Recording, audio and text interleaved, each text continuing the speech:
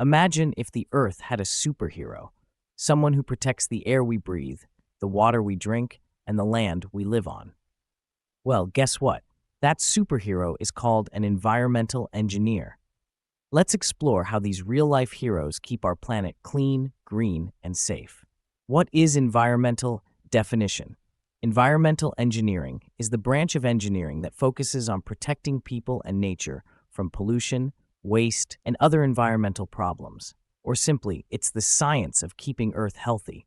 Famous quote, "We do not inherit the Earth from our ancestors, we borrow it from our children." Native American proverb. Environmental engineers help solve problems like dirty air, polluted rivers, trash mountains, climate change.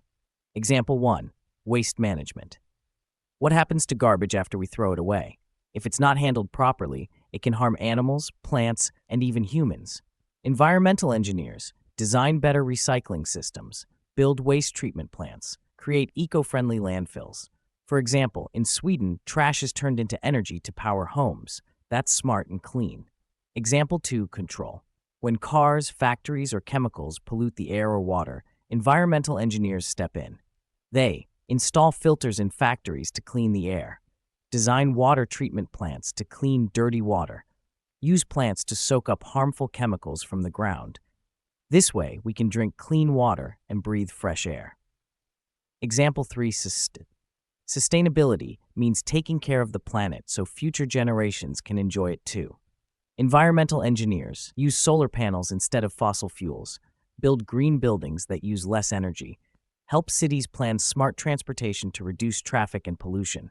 They make sure we don't use up all our resources too fast. Let's review. Environmental engineering equals Earth's problem solvers. They work on waste management, handling trash the smart way, pollution control, keeping air and water clean, sustainability, saving the planet for tomorrow.